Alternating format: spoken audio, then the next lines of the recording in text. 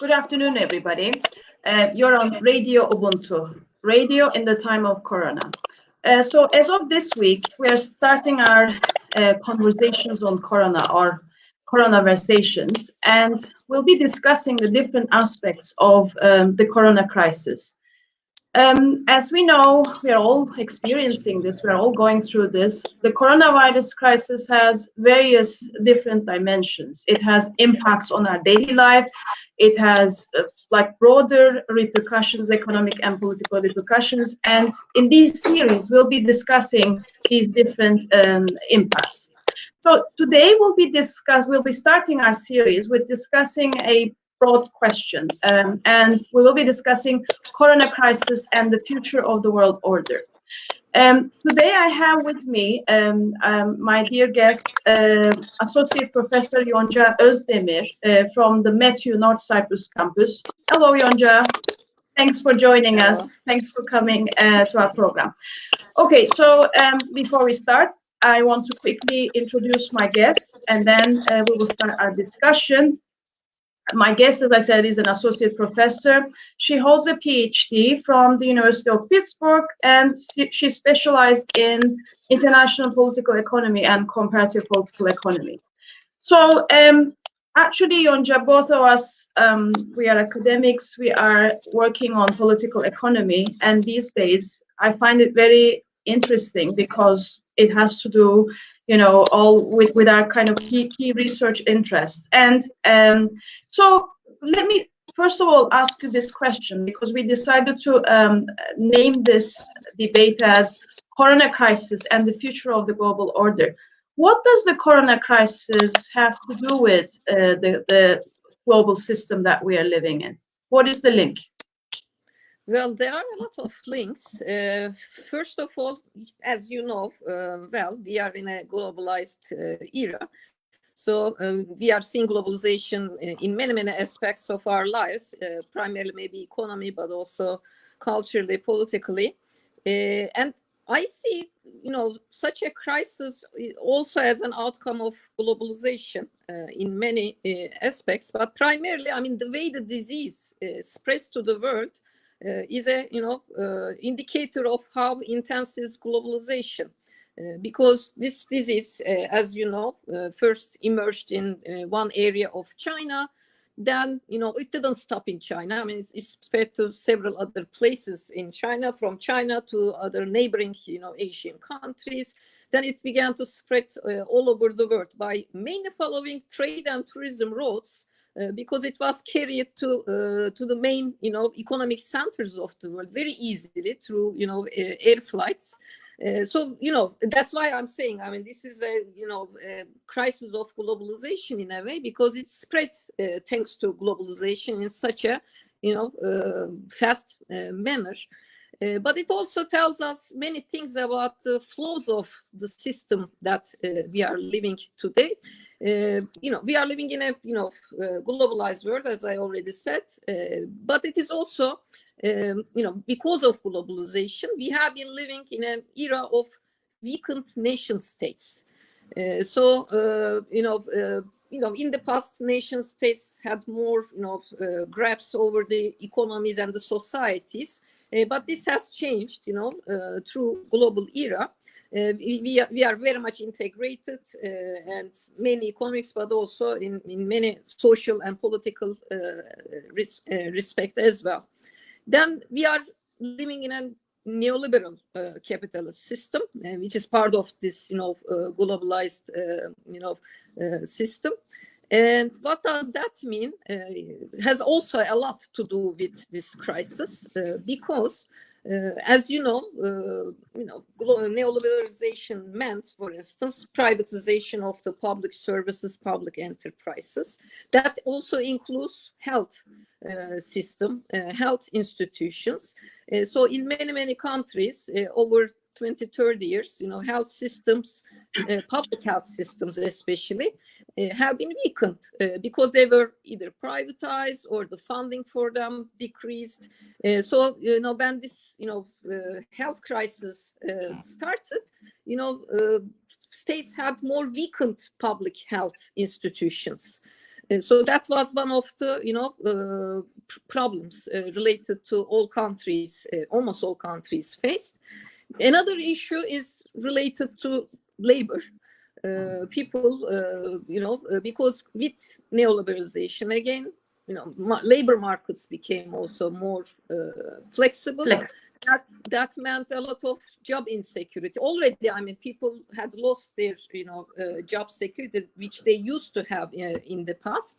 Although this was, of course, promoted as a good thing during the neoliberal globalization era, that actually means economic insecurity with this crisis. I mean, because with this crisis, there are a lot of measures taken, for instance, to prevent people going out, right? I mean, we have home lockdowns. That means people cannot go to work. I mean, if you have a secure job, it doesn't matter as much. Actually, you stay at home for a while until the crisis is over, then you continue your normal life. But for many people, since they don't have job security, that meant either losing their jobs or losing their income. So we have people facing even hunger problems nowadays, including in Cyprus. So I think in that way, this health crisis shows us how the existing system have created, problems in terms of job security, economic security, which of course became much more intensified because of the corona crisis. Then, of course, the neoliberal system itself has many traits which are at odds with the efforts to deal with this crisis, let's say. Why do I say that? Because neoliberalism creates a kind of policy making which is short-sighted, for instance. I mean, it's arranged according to the markets, and you think more about the today and maybe near future, but you don't think about the long-term problems. And if we were actually more worried about the long-term problems, because this kind of pandemics, they were always, there was always a risk for this kind of things to happen. But nobody got prepared for this. I mean, none of the states or health institutions were really prepared for this because they were more, managed in a short-sighted way. I mean, we didn't try to, for instance, fund the health institutions enough to create, more cures for this kind of diseases, or to create systems which will deal with this possible, health crisis in a more effective way. I mean, we didn't do it. I mean, it was just the opposite, actually. As I said, through privatization and cutting from the, public healthcare systems. So we have actually decreased our preparedness for such a disaster. And also, neoliberalism is, creating a very individualistic kind of manners. I mean, for neoliberalism, we have markets and individuals. Neoliberalism doesn't see society, right? So that's another problem. We are left alone in a way, and we are also expected to kind of act alone, right, according to our self-interest. But when we are faced with this kind of a crisis, that also doesn't work well. We need solidarity, we need a society, we need a state which takes care of the society and takes decisions in a responsible way. So it didn't work, like that also during this crisis in most of the places. Another thing, again, I mean, we prioritize markets or economic growth over everything. I mean, over health, over human beings, over environment. So we also see the impact of that in today, how the dilemma between, economic growth versus, health, is kind of managed by individual countries. So depending on, of course, your type of government or, the economic system you have, the decisions may differ, but still, there was a dilemma between, looking for economic growth, economic activities versus keeping your, citizens healthy in a way. And of course, lastly, I want to mention the inequality in the world. This crisis also made it quite clear that we are not equal. Although there are actually opposite views. It's because everybody says now this virus, kills both the rich people and the poor people, both the people from advanced countries and the poor countries. But it's not exactly like that, because rich, for instance, can get tested, poor cannot. Or the rich can, afford being at home for weeks or for months. Poor cannot. So they are much more vulnerable. And also when it comes to differences between the countries, again, advanced countries, although the focus is currently very much on the advanced countries, because they have been hit very hard. But slowly, I think the crisis is going towards more southern countries, third world developing countries. And I think they will, experience this crisis in a much bigger tragedy, because their health systems are even less prepared for this kind of a crisis.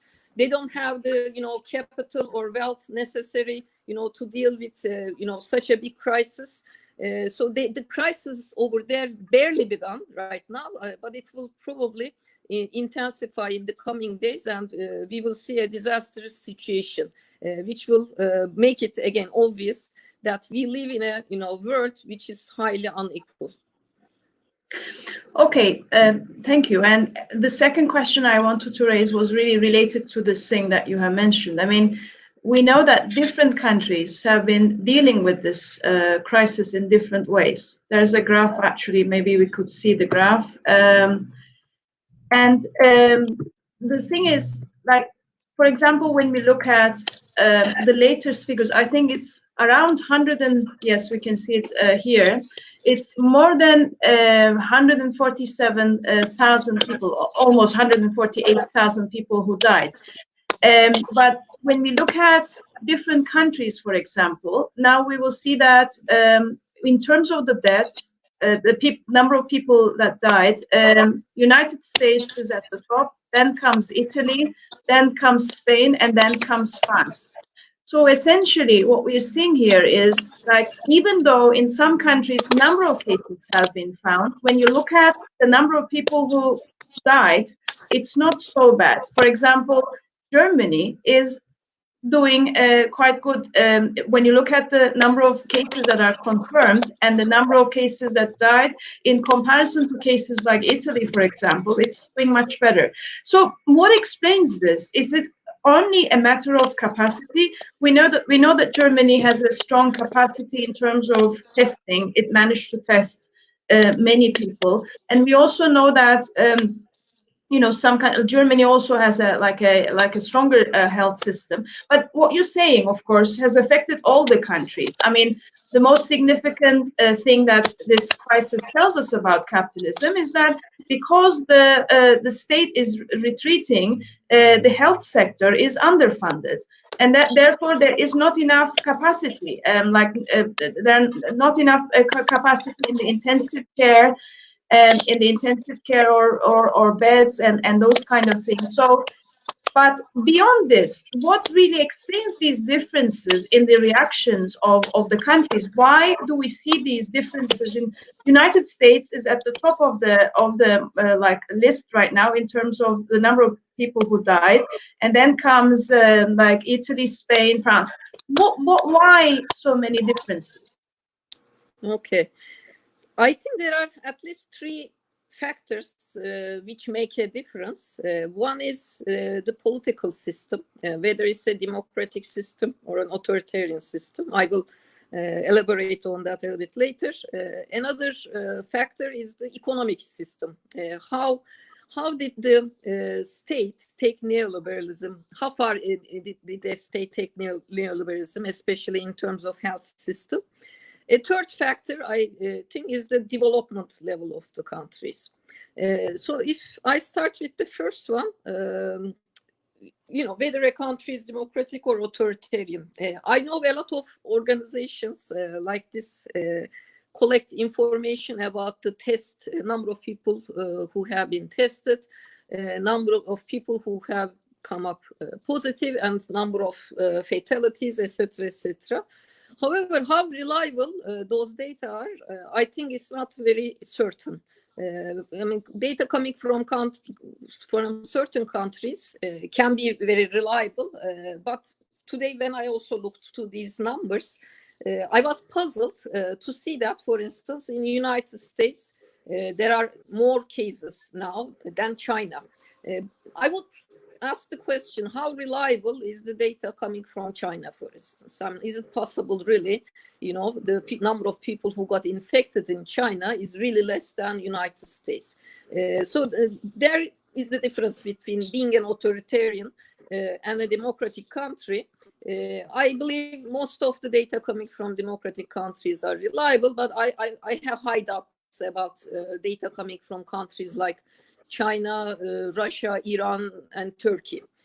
Because especially authoritarian countries see this crisis as a reputation issue, first of all. So they don't want to, have a weakened reputation.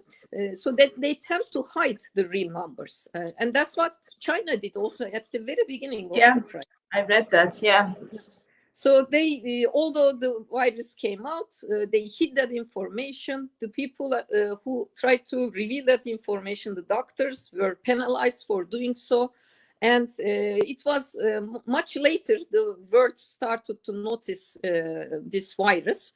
And then when other countries noticed it, they finally, admitted. But still, as I said, I don't believe in the numbers that they have been giving, to be honest. I'm sure the numbers were much higher.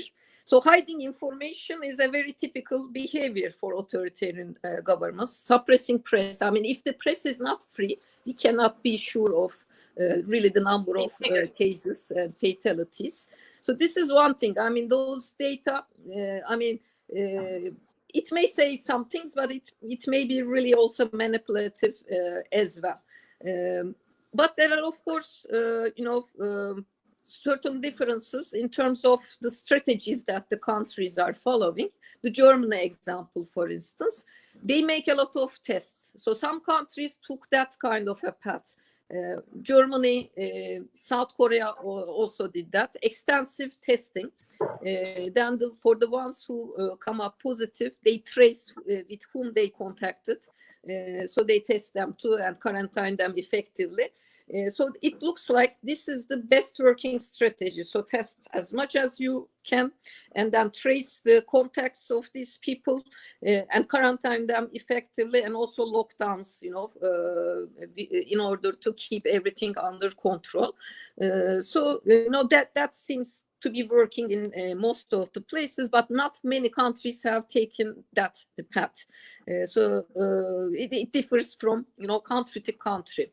And I want to also mention here that although in the beginning I said, we are living in a globalized world and nation states have been weakened, but this crisis have been also showing us that our life is still highly depending on our nation states, because these policies are determined by our governments.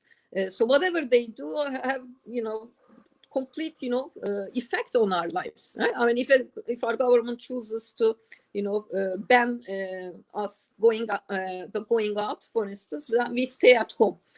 Or if they don't actually do it, we may get the virus. So it's really very important what the individual governments are doing. And that's another lesson that we should derive probably from this crisis. Although we thought we were living in a globalized world and nation states have been weakened, we still very much rely on the policies of our nation states. And also communities as well. Communities are also important. So returning to this, democracy versus, authoritarian systems, there are also different countries ruled by populist leaders, for instance.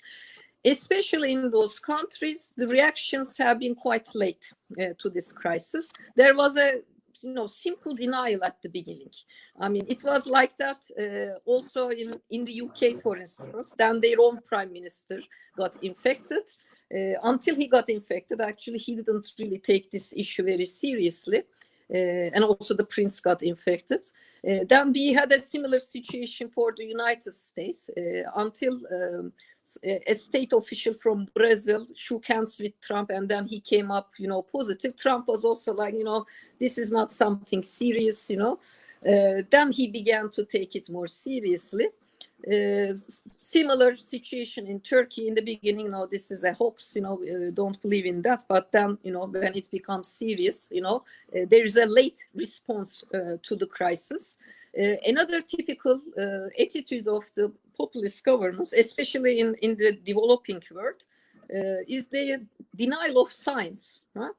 This is also something. I mean, although all the scientists have been saying, this is a serious issue. You have to take measures. You have to limit, mobility of the people and social interactions, etc., etc. The governments who defied, scientific information also created, extra stress for their societies.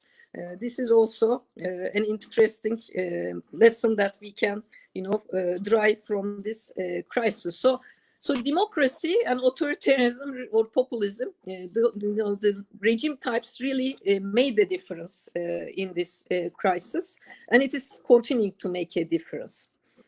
Another aspect, as I said, is the economic system, the economic policies, whether a state has left everything to the markets, or still whether there is a social, market economy at least, or a more controlled economy. In the countries where the health systems were mostly privatized, the public funding has been cut. They were affected more with this crisis, definitely. United States is an interesting example, in my opinion, because although health system is quite advanced in United States, health system meaning the health technologies, the hospitals are quite advanced. However, health care is very, very expensive in United States. Public health system is very weak. The health insurance is not really much public. Everybody has to buy his or her own private insurance, which is very expensive, by the way. So many people actually don't have any health insurance in the United States. Right now, we are seeing how, because of this, a lot of people are suffering in the United States, and we will see more probably in the coming days, because I have been watching some even videos in the last days. People are saying that when even they went to hospital, they were denied tests. So they suspect that they have coronavirus, but they are not given the test. So they don't, diagnose them with coronavirus, and eventually they die because of that. And that is the reality of the American health system: extremely privatized, extremely expensive. Poor people don't have really access to good healthcare system. So many people will be left to die in a very advanced country. So that's what we will be seeing in the United States. And the United States is a little bit exceptional among advanced countries when it comes to their health system. After this crisis, will they try to change their health system? I do hope so, but we cannot be sure, of course. But it will definitely be a more important, public debate, I believe, especially that their elections are approaching. So we will see. But we see, their system is working terribly under a crisis like that. And the Trump administration has been even trying to cut more of the, budget of the, they have an institution about these diseases, public diseases. So he has been cutting funding of that institution, although that is the institution which could deal most effectively with this crisis. So what a government does or does not has a huge impact, in fighting against this coronavirus.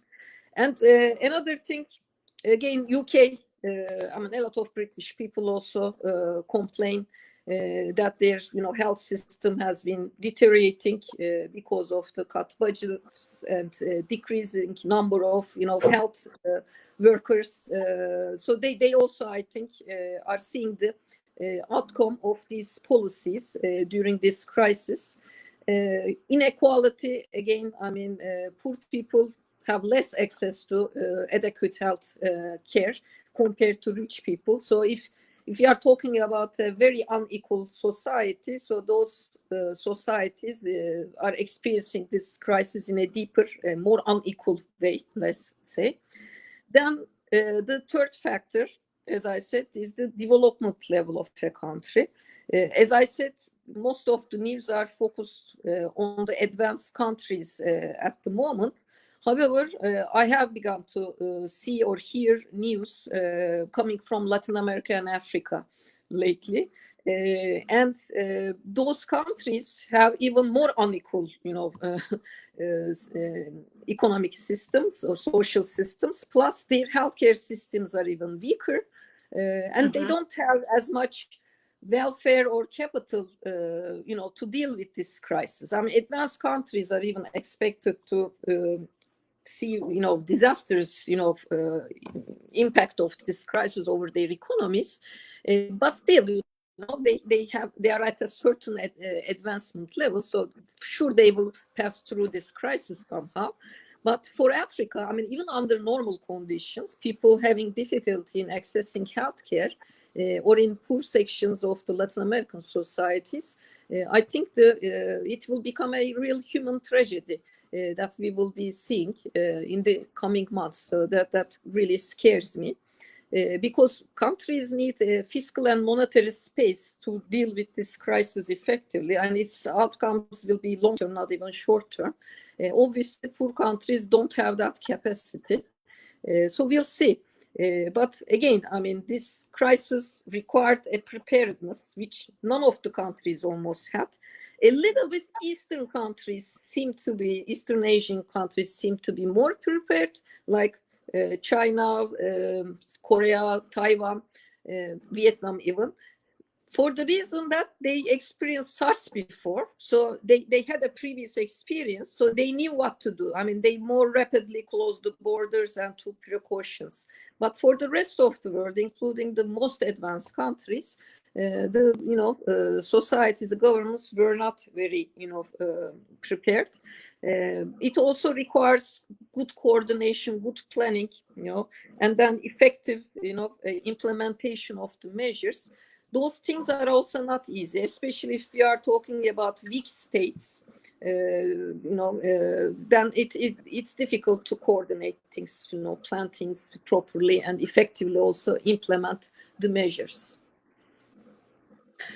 Okay, Yonca, thank you very much. Our director informed us that there's a little technical problem that we are encountering. Yeah, actually, we do have a director. How cool is that?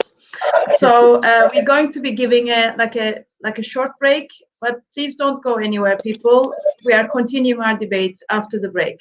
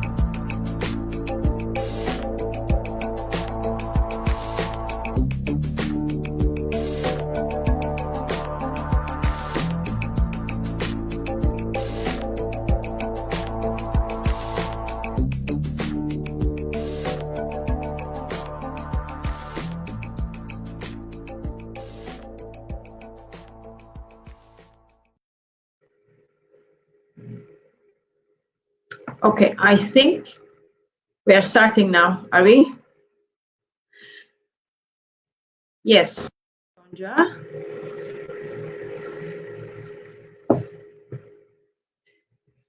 All right. I was going to ask this question: are we heading towards an economic crisis? But I guess Yonca is here. Yonca, yes. I think it's back to us now. Okay, there's been a bit of a.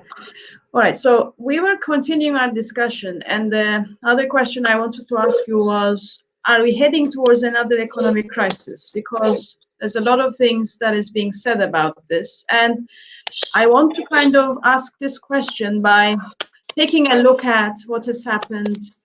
Like when we, when we kind of talk about this, we always mention few crises, few systemic crises: 1870 crisis, 1930s crisis, 1970s crisis, and the 2008 crisis. So I've been reading different analyses about what we are heading towards, and some people say, I read something today that this author basically compares it, like he says this is going to be the worst crisis that we have experienced since the 1870 crisis. It's going to be way worse than the 1930 crisis. It's going to be way worse than 2008 crisis in terms of the depth. So what is your take on this? Are we heading towards such a severe crisis indeed? Yes, we are definitely in a crisis already. But the question is, how deep the crisis will go and how long it will last. So these are the questions, but we are in a crisis already. There's no doubt about that. Yeah. And you remember also when we had the 2008 financial crisis, it was being compared to 1930s Great Depression. And usually, that is the, comparative, crisis, because this depression. But today I also read a similar thing, as you said. Now it is kind of suggested that this current crisis can be the worst crisis of the last 150 years even. Of course, this is a different kind of a crisis. I mean, we thought we had a big crisis in 2008. But overall, when you look to that crisis, it was only a crisis. I mean, not only, but at least in the beginning, it was a financial crisis. So it was mainly a, crisis of the financial markets, but then also it spread to trade sector, etc. But eventually, it wasn't as bad as the 1930s Great Depression. Today, it's not a crisis of the financial markets, but it definitely affects the financial markets. It affects everything. So that is the problem. I mean, we have a huge crisis in the service sector, like tourism or other service sectors. We have a production crisis because many of the global value chains are also affected, especially that the crisis started in China, and China is very central in terms of global value chains. So the value chains have been broken, and then when China started to recover now, things are not even going for better, because although China returns to production, who will buy the products? So we are facing both a demand and a supply problem at the same time. So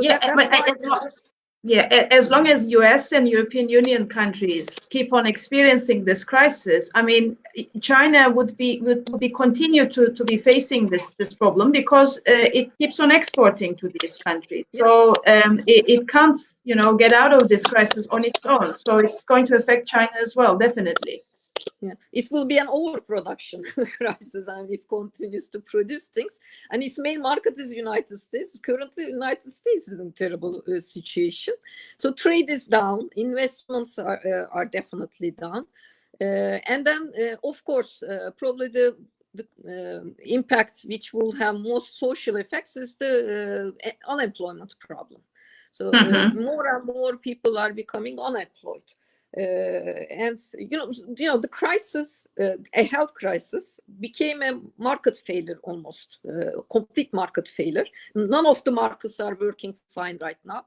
if you were a commodity producer, you're also in trouble, because if there's no production, also there is no demand for the commodity, so their price is also down. So everybody is down, and it is difficult to really make things, recover in a short time.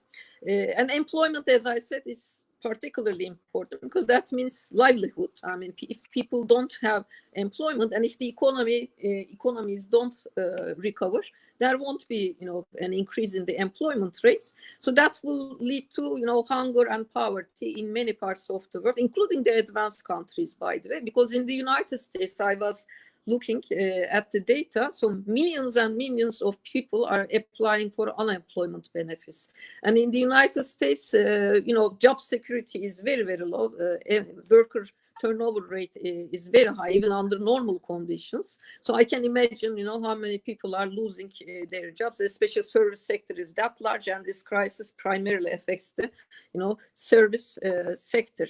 And as I said also previously, it will be also very tragic for the developing countries, because they also rely on their exports to advanced countries, and if they won't be able to export things, there will be already costs for trying to deal with the crisis, but they won't have the sufficient revenues to, get out of the crisis. So yes, I think it's a very serious crisis. I think it's definitely more severe than the 2008 crisis. Maybe we can compare it to 1930s or 1870s crisis. We will see. It is also all depending on how the world will deal with this crisis. Because after every crisis, there was a different set of policies implemented. So exactly. how the world will take this crisis and implement new set of policies will determine also how long this and deep this crisis will be. Yeah, that brings me to my last question, and really about what comes next.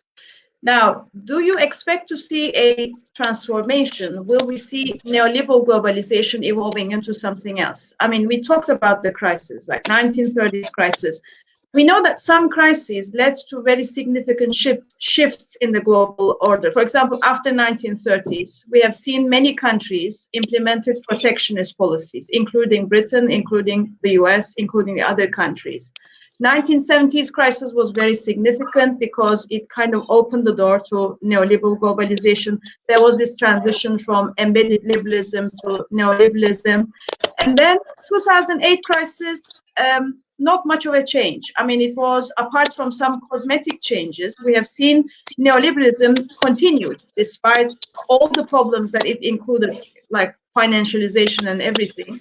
It did not change much. So the question is, if we are going through a recession right now, and I agree with you that it's going to be very deep, what kind of a change are we supposed to expect from this?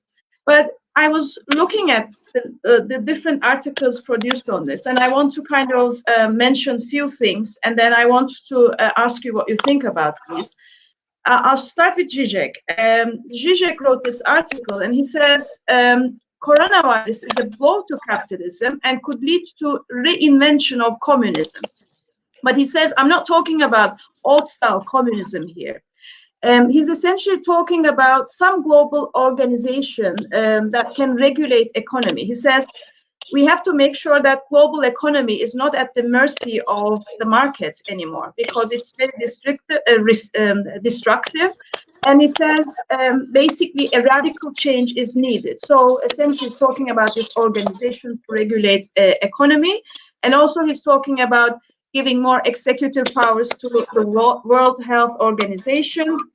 But definitely a radical change he's talking about. Then there is another interesting article of Danny Roderick. And Danny Roderick says, the crisis will not be a turning point, but it will essentially entrench the already existing trends in the world. And he says, neoliberalism will continue its slow death. Populist autocrats will become even more authoritarian, and the left will continue to struggle to devise a program that appeals to a majority of voters. So this is an entirely two different viewpoints here. One of them is way more optimistic, talking about the need for a radical change and seeing a possibility for that. And Dani Rodrik saying, well, not really. Most probably, it will. The contradictions of the already existing system will continue as it is. And then there is another argument that I keep on seeing a lot, and it's about China.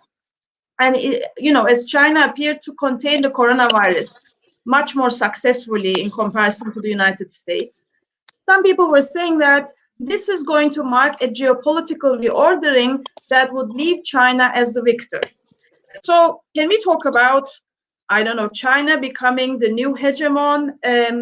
For that, of course, it would need material capabilities and political legitimacy. But does China have this potential? Like, can it basically can it possess this combination of material capabilities and political legitimacy that will make it the next hegemon? Because, for example, we've seen Trump's decision to halt the financial help to World Health Organization yesterday. It was in the news everywhere. So when we look at the United States, we are seeing a bizarre situation because a global hegemon is not expected to act in this way. But Trump is acting all the time very solo, right? And it doesn't act like it's the global hegemon of the world order. So I don't know what comes next. I mean, first of all, can we talk about really the rise of China as the new kind of hegemon of the system? And secondly, what do you think about these two arguments between Dani Rodrik and Slavoj Žižek? Which one makes more sense to you? Okay. I will start with the last claim about China. Rise of China has been, discussed even before the corona crisis. And the declining hegemony of the United States and whether China will replace United States as the global hegemon. Especially since Trump was elected, United States doesn't act like a global hegemon. We know that it doesn't respect any multilateralism. I mean, it started to implement trade restrictions against China and few other states, and in the beginning it acted as if it won't also intervene to any global affairs, and actually at the beginning of the more initial phases of the crisis, I was surprised to see Trump not acting extremely nationalistically, but with that final decision to cut funding for World Health Organization, he started to act as we have been expecting him to act. So putting all the, guilt, the blame on the World Health Organization. But of course, indirectly, he's, blaming China. And China, he argues that China hid information and the World Trade Organization didn't pressure China enough to reveal information. So actually, these arguments are made by other people too. So they have some, legitimacy. I mean, these arguments. However, the reaction to those kind of arguments wouldn't be cutting the funding of the World Health Organization, which is the organization that we need most to deal with this crisis globally. So that was a very bad, signal to the world. And as you said, it is not a kind of act which you would expect from a global hegemonic power. And I also believe that, yes, US is definitely declining as a world hegemon. China is acting more maybe like a hegemonic power, not as powerful as the United States back in 10, 20 years ago, but still, for instance, China has been sending medical aid to many countries during this crisis. So even advanced countries like Italy, Spain, so those kind, England, so they all received help from China. So this is very interesting. So I think China is in that way increasing its legitimacy, but will it be a legitimate hegemon? No, not yet. I don't think so. And also, although China looks like it has dealt with this crisis in more effectively.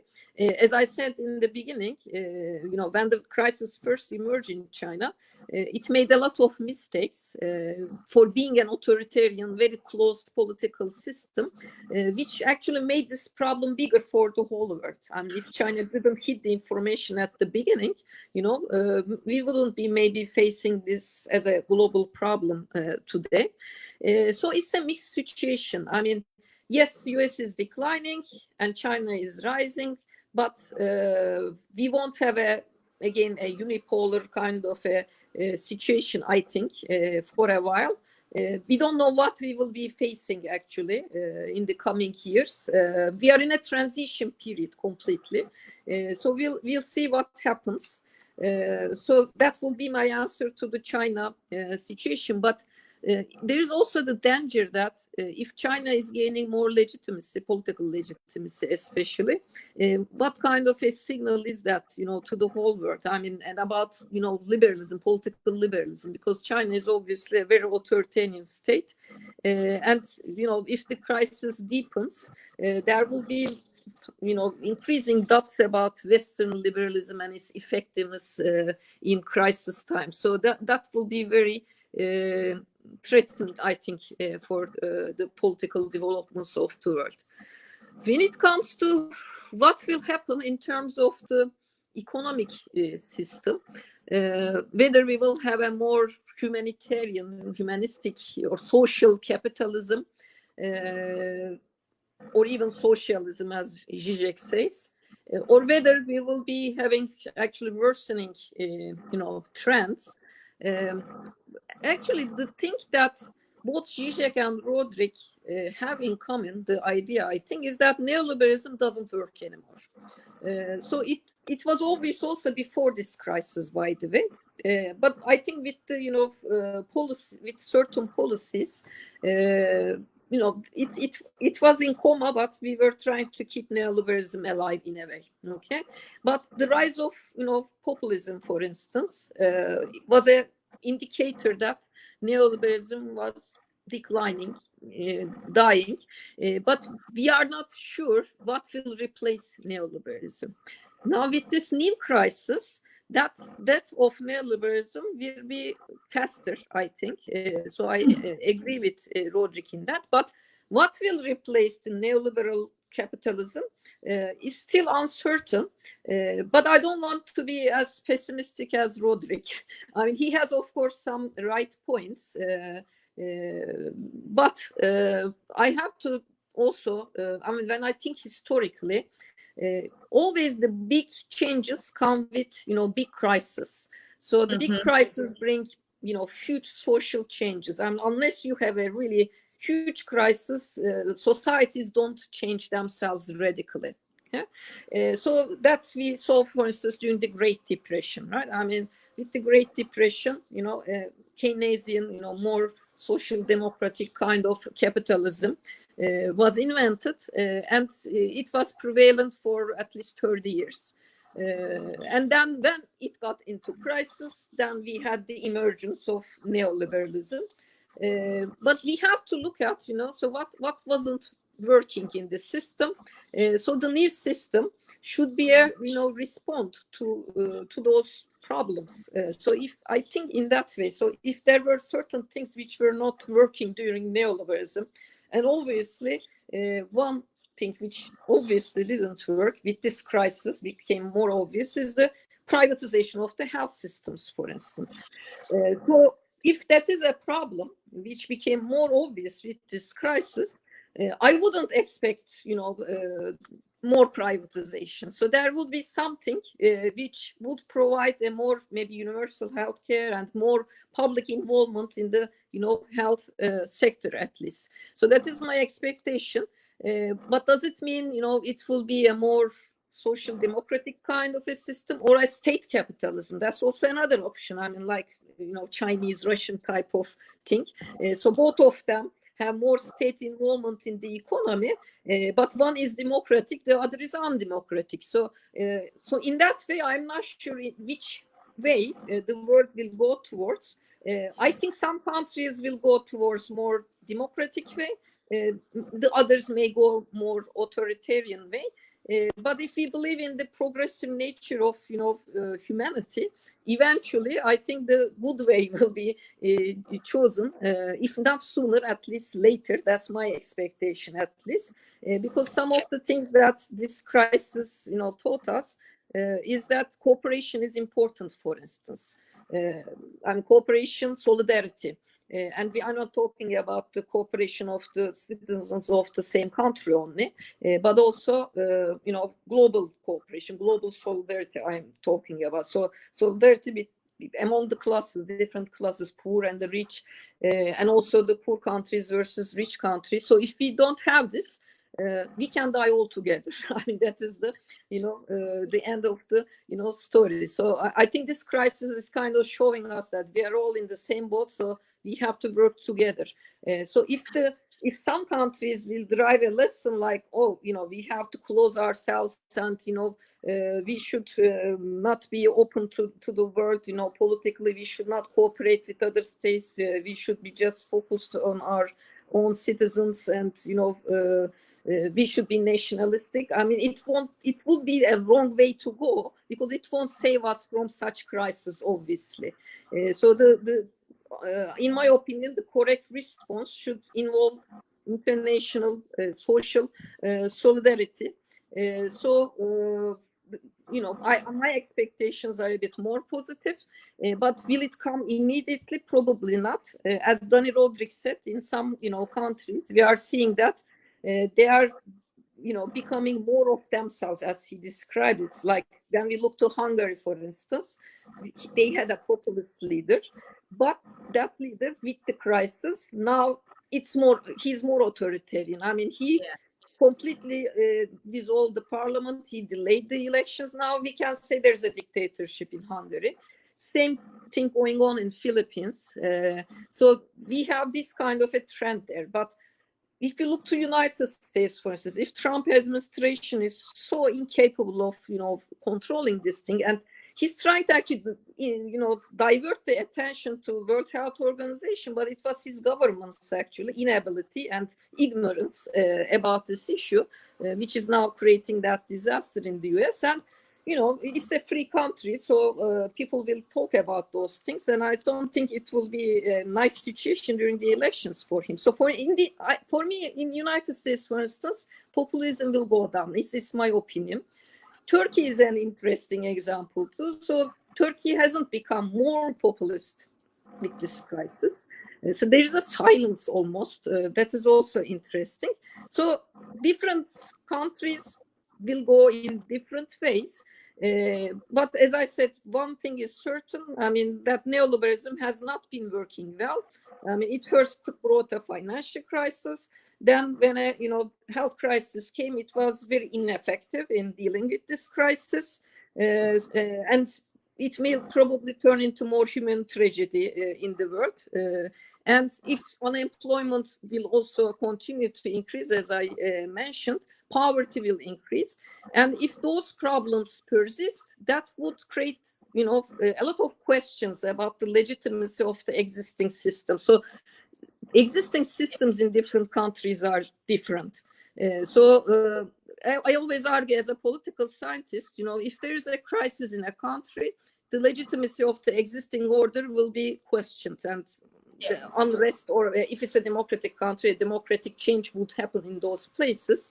So depending on, if you have a authoritarian regime, actually that can turn into more democratic regime, because the undemocratic regime would lose its legitimacy. But in some places, a democratic regime, like Italy, for instance, the crisis that Italy had as a democratic country was also a terrible experience. Maybe there, yes, populism will rise, liberalism will lose its legitimacy. We'll see. Okay, we are almost finishing, but I just wanted to say a few things about this issue. I mean, first of all, I'm not really sure if China is going to, we're going to see a change in the global reordering of things and China will become the next hegemon. Because in terms of material capabilities and democratic legitimacy, China will be struggling. Democratic legitimacy-wise, I mean, it already has a lot of problems. I mean, before the COVID crisis, we were discussing how China was treating Muslims in these concentration camp-like places. And in terms of its material capabilities, yes, China seems to be managing okay now, but as we said, it's exporting to European countries and the United States. And as these countries will be affected from the coronavirus crisis, China will be affected from this as well. But regarding the other issue about what is going to happen now with the end of, like, are we going to see a transformation of neoliberal globalization? I stand somewhere in between Zizek and Dani Rodrik in the sense that I think all crises, they kind of include a potential for change, right? You can use this potential and you can change things. But what really matters is coming up with strategies. And the left has a lot of, has an important role to play here. I mean, and to an extent, I share the pessimism of Dani Rodrik when he says left will be struggling to kind of convince people, because this is exactly what we have seen after the 2008 crisis. I mean, it's not a new thing that the problems of neoliberalism have come out in open. I mean, we have seen this in the 2008 crisis, you know, financialization of the system. So many people's lives have been affected as a result of this like repossession of the houses and everything. But still, what happened after the 2008 crisis? Rather than them voting for left-wing governments, they voted for populist governments. So it was essentially populist governments in different countries that managed to convince these people, that managed to gain their consent.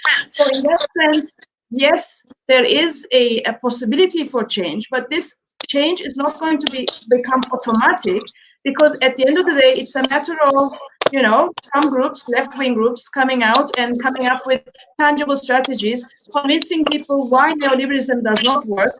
Otherwise, it's not to come out like, you know, automatically, and an automatic change is never going to happen. There's always another dimension to it. So that's what I wanted to say. Okay, I think we should be wrapping up our program. Do you have anything, any burning last-minute comments, Yonca, before we finish? Just one optimistic comment. You know, societies, you know, change, transform themselves in time.